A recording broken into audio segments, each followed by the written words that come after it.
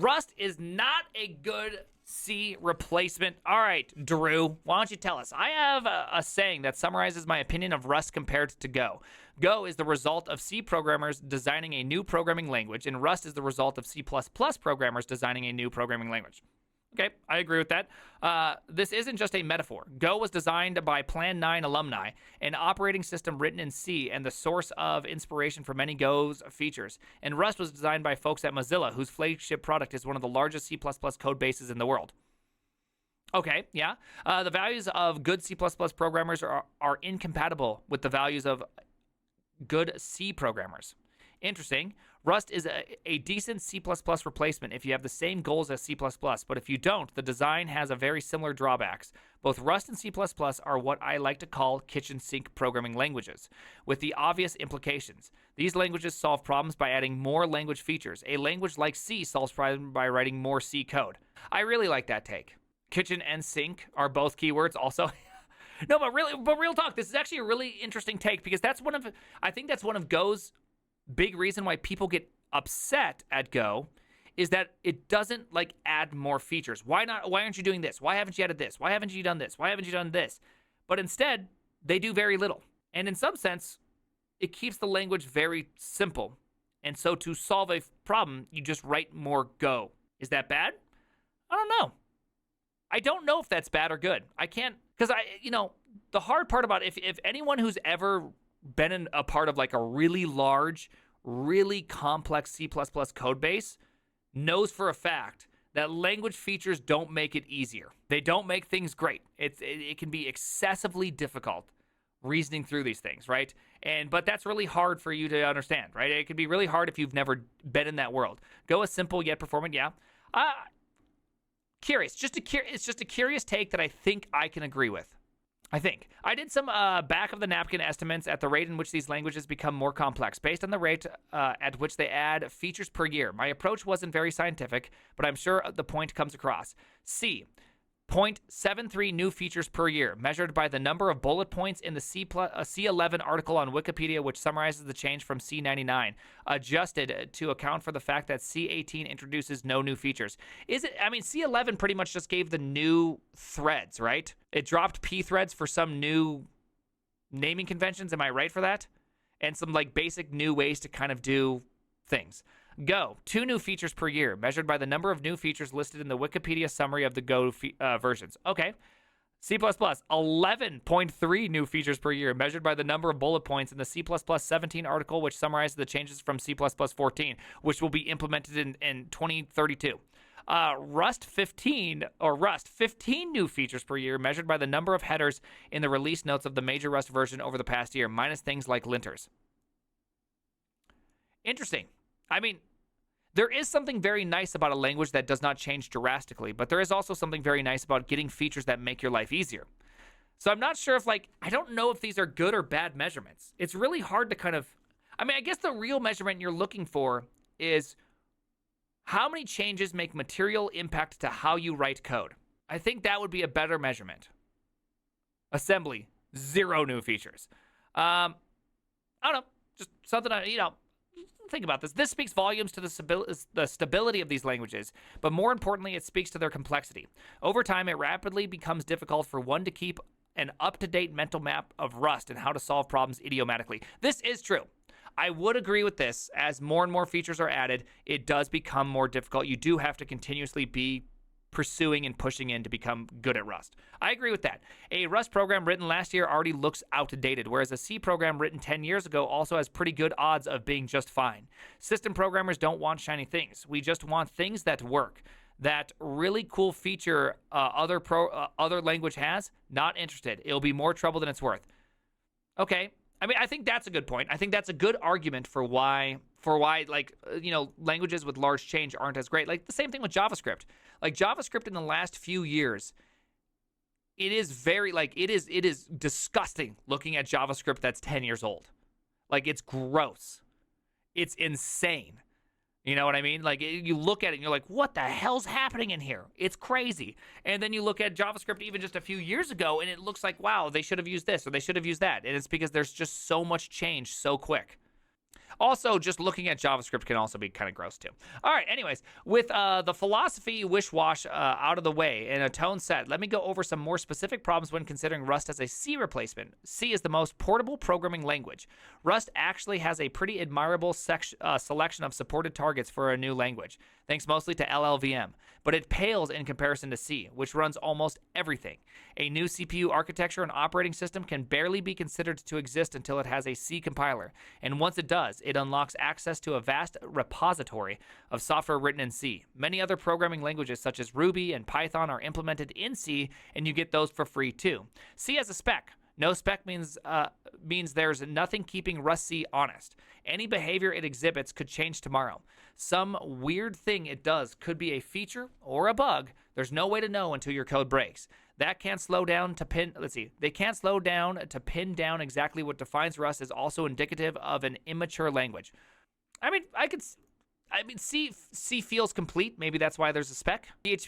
Rust is still in the process. They don't even have like impl everywhere. You know what I mean? By the way, this article has no affiliation with the Rust Foundation. C has many implementations. C has many competing compilers. They all work together, stressing out the spec. Fishing out the loosely defined corners and pinning down exactly what C is. Code that compiles in one and not another is indicative of a bug in one of them. True statement. A statement in which you cannot argue. Which gives a nice extra layer of testing to each. By having many implementations, we force C to be well-defined, and this is good for the language and its long-term stability. Rust C could stand to have some competition as well. Maybe it would get faster. Maybe.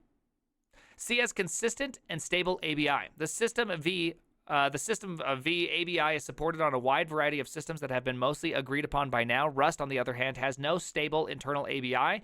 You have to compile and link everything all in one go on the same version of Rust compiler. The only code which can interact with the rest of the ecosystem is unidiomatic Rust, written at some kind of checkpoint between Rust and the outside world. The outside world exists. It speaks System 5 or System V. What is it? Do you say System V or System 5? And us systems programmers spend a lot of time talking to it. System 5. Okay. I actually think a V. We got a V in there as well. I agree. I agree with this point. I think this is a good point, especially about this part, because I know that is a bane of a lot of people in writing Rust, is trying to, is the interaction points with the outside world. Oh, System U. I like that. Cargo is mandatory. On a similar line of thought, Rust compiler flags are not stable. Attempts to integrate it with other build systems have been met with hostility from the Rust and Cargo teams. The outside world exists, and us system programmers spend a lot of our time integrating things. Rust refuses to play along. Okay, maybe a little salt there. Concurrency is generally a bad thing. Serial programmers have X problems, and parallel programmers have X to the Y problems, where Y is the amount of parallelism you introduce. Parallelism in C is a pain in the ass for sure, and this is one reason I find Go much more suitable to those cases. However, nearly all programs needn't be parallel. Strange contraction. A program which uses pull effectively is going to be simpler, reasonably performant, and have orders of magnitude fewer bugs. Fearless concurrency allows you to fearlessly employ bad software design 9 times out of 10.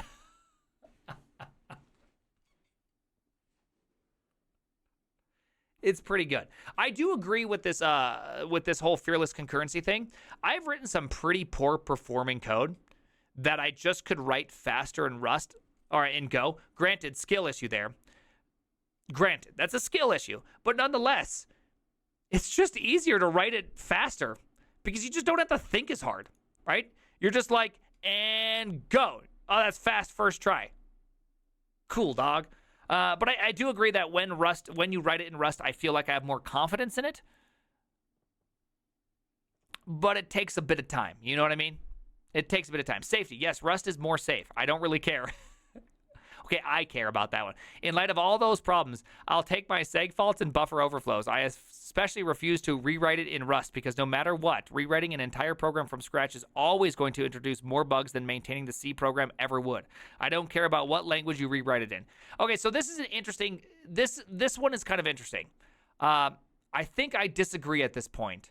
I do think that when safety is a concern, using a language which has enforced safety like built-in language features, I think is a better choice. Can we agree to that? Base memory safety disregarder. Yeah, I think that this makes more sense. Right? This makes more sense in that world. And safety is just easier to get right in Rust. Just hands down. So if safety is a requirement, I think it makes more sense. That's why I'm not necessarily opposed to Rust being in more of the operating system level, because it's just going to be less likely to introduce dumb bugs. There'll still be bugs, right? Can you code CPP safe? Sort of. I mean, there's always what's it called? There's always like unique pointers and shared pointers, right? Safety is always a requirement. Yeah, maybe. Why do you often highlight from the first? I don't know. I like going like this. It just feels good. Did you see the F-35 pilot needing to eject because of computer issues? Like, maybe it would happen in Rust. I can't say it would or would not happen in Rust. That's the hard part about this, Mixed Nuts, which is you can't say it would or would not happen in Rust. Because Rust enforces things, and it actually enforces less things. Like integer rolling over, right? Classic one. It will hard error in debug mode and not hard error in release mode. So that's like a real thing, right? That's like a real thing that can cause a whole set of issues in which, what do you do that? Grug hates Rust. Be back later. Work, yeah.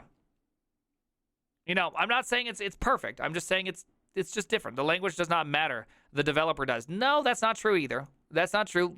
Languages have various levels of safety built into them, right? That's because if the language doesn't matter, let's all just use C. Your answer would be like, well, actually, yeah.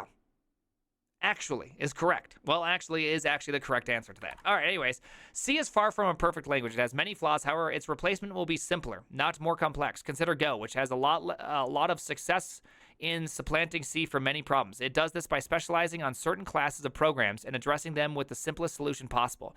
It hasn't completely replaced C, but it has made a substantial dent in the problem space.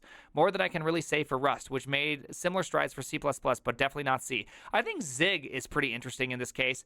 I think Zig has a long way to go on tooling. And I think once Zig has really good tools, I think Zig will become a great contender. Until then, I think Zig is really hard to get behind just because, the LSP is just not great, right? And I know there's a lot of difficulties with it, but it really is important to have good tools in this day and age because people just, it's just like memorizing phone numbers. At one point, I was super good at memorizing phone numbers, and then the cell phone came around, and now I don't have to memorize cell phone numbers, and now I'm really bad at memorizing cell phone numbers, and I don't really want to go back to the time where I memorized cell phone numbers.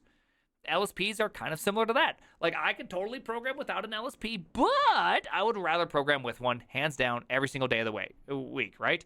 The kitchen sink approach doesn't work. Rust will eventually fail to the jack of all trades, master of none problem that C++ has. Wise language designers start small and stay small. Wise system programmers extend the philosophy to designing entire systems, and Rust is probably not going to be invited. Dang.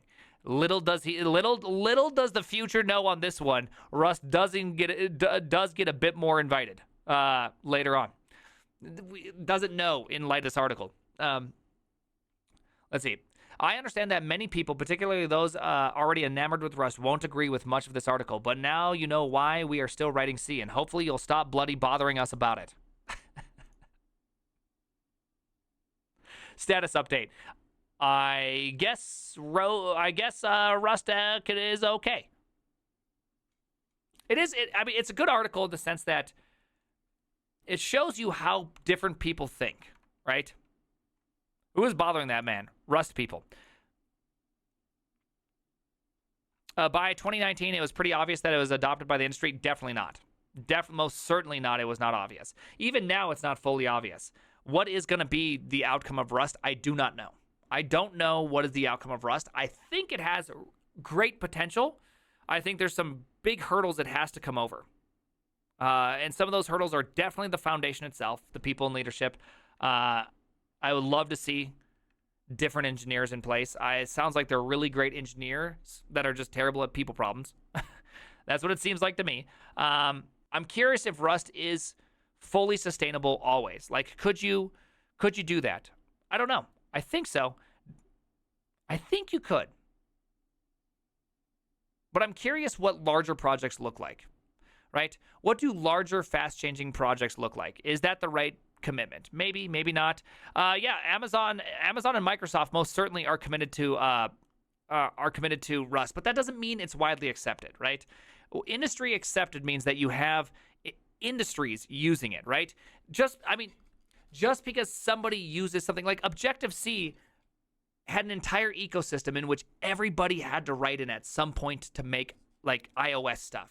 That's an industry standard. Now, was it a good one? No, it was shitty. But nonetheless, it still was one. And so that's kind of what you have to kind of think about. Just because there is niche projects, whether or not they're large, it's still a niche project. It's still just Amazon doing just Amazon things, right?